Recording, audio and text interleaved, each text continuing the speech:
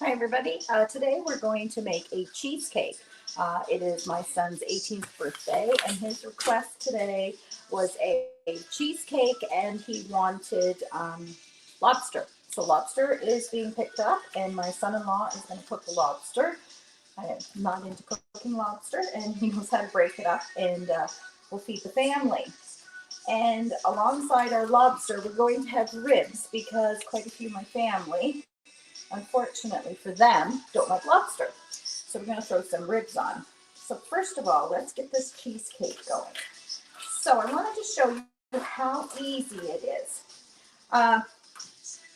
We carry the cheesecake mixes and we have two different kinds. So all it says to do is in a microwave bowl, you combine a tablespoon of mix and half a cup of frozen raspberries. I'm not going to do that. I'm going to just put some fresh fruit on top of mine, just because that's what I want to do. And then you mash them together. So set aside in the fridge. But you take a brick of cream cheese that is softened. So this is a whole brick, and you put it in your bowl, and you're going to mix that up. Now, I like a nice small bowl that has a high top so that the mixer gets all of it. If it's in a bigger bowl, you're moving your mixer around, and I just find this works better. And I like stainless steel for using a mixer in. That's if my mixer doesn't burn out, which it's just not smelling very good. So you're going to throw the mix in with this, and then you're going to gradually add 1.5 cups of whipping cream. So let's put this in. And this is super simple. Now you'll see there's little bits of raspberries in it and sugar. So you're going to add a cup and a half of whipped cream. So you can buy Cool Whip. Cool Whip and pour that in or put that in. I prefer making my own whipped cream. I pick up a little container of whipped cream. This is 473. You're going to need the majority of it. I have to move the camera because I need a spoon. Okay. But I like to whip up my own whipped cream because it doesn't have anything in it but the cream. And I don't add sugar. However, if you want sweet cream, you can add probably a tablespoon of sugar to that whipped cream that you make up. All you do is you pour the, actually I wonder if I do that first and then add the whipped cream. Yeah, and then we add it, so we're not gonna add that yet. Okay, so we're gonna whip this up. So let's whip up the cream cheese.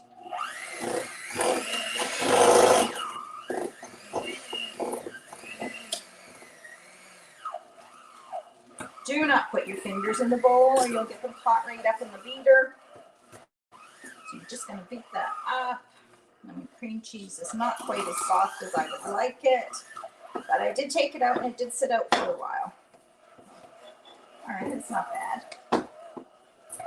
All right, so cream cheese is mixed up with the mix, and then what we're going to do is add cup and a half of the whipped cream. Now, cream cheese needs to be a little softer so it's easier on your blender. Some of us have stand-up mixers. I have a stand-up mixer, but I just don't have the room on my counter to keep putting it out. I'm limited to my counter space. Okay, so that's a cup.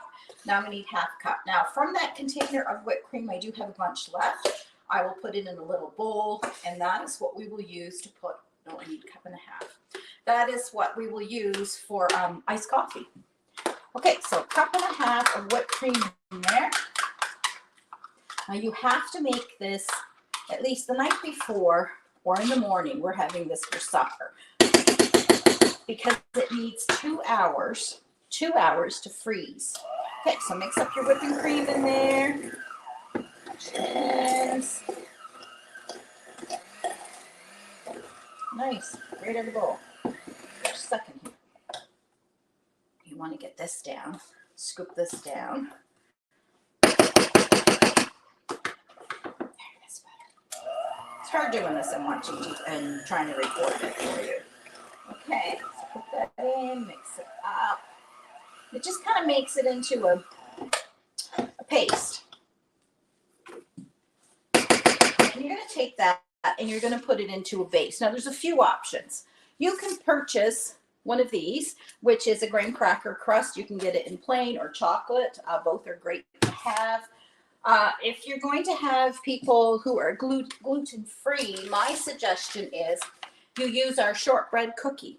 And I used the shortbread cookie and I made it into a base. Now I'm using a 9-inch spring foam pan because this will open. Oops. And then I'll just have, just have the base and then the cream cheese on top. And it's going to make a nice small one. I'm probably might have more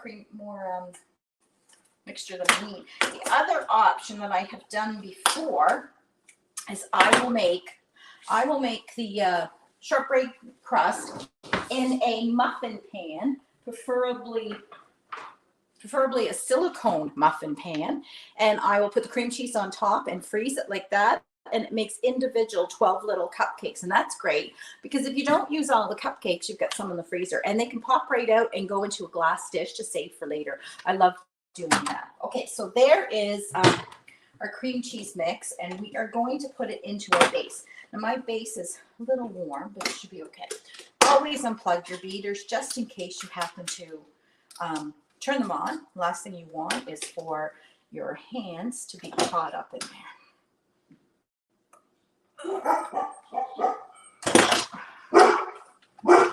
Maiden.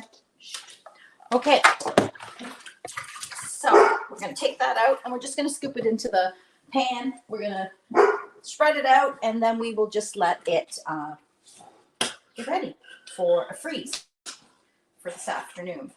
So you just scoop it out. I'm just going to scoop out a little, put it in there, and then you'll just spread it all out and make it all even and throw it in your freezer for 2 hours, and then it'll be nice and frozen. Then you can pop it out of that pan and you can slice it up for everybody. Now the other thing, the other thing I'm making for today's meal is spare ribs. So I picked up 3 packages of these. They rang in at about $7. And what I'm going to do is I'm going to cut them into a third.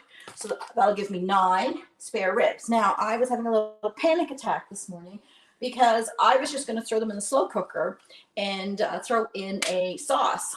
Well, my sauce is frozen, which I could defrost. But the other thing was I don't seem to have any rib sauce on hand. So I was trying to decide what to do.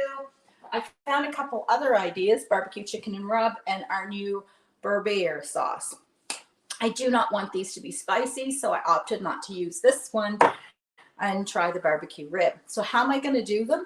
Like I said, I wanted to throw them in the slow cooker and not even think about them. And by doing that, I could just leave them and let them be, but that's not going to work. So I have my cookie sheet and I have my cooling racks on it. I'm going to fill it with a cup of water. We're going to put it in the oven for 90 minutes with the spare ribs on top. I'm going to rub them with the seasoning. And by putting the seasoning on them, they'll cook really good in there. I think it was 350 for 90 minutes. And then once that's done, I'm going to take them out, make a little bit of sauce with this, which I will coat them in. And then I'm going to put, actually, tin foil has to go on top of those ribs. And the water will help cook them in there because the water will come to nice hot temperature. And then I'm going to take them off of there and we're going to throw them on the barbecue for about 2 to 3 minutes with the barbecue lid open to just crisp them up. And then they'll be all ready. Now this is new to me. I'm not big on cooking ribs. Ribs to me, that's how ribs should be cooked. However, I'm much happier to throw them in the slow cooker and not have to think about them. I have a lot going on today and I didn't think I'd have to do that. Anyway, we're going to make it work. So there's no sense of panicking. We're just going to try, and it's my family and they will enjoy it. We're also going to throw together a broccoli salad. I love making the broccoli salad. I found a great little recipe for a seasoning, salad dressing on top, which is great. My mother's bringing potato salad, and I'm going to make coleslaw to go with that, and that will be our meal today. Can't wait to have that lobster. Okay, everybody. So I will show you the cheesecake when it's all finished. and our ribs and our plated suppers with our lobster. And you can check those out on my Facebook page. Please follow it. And don't hesitate to reach out if I can showcase a recipe for you at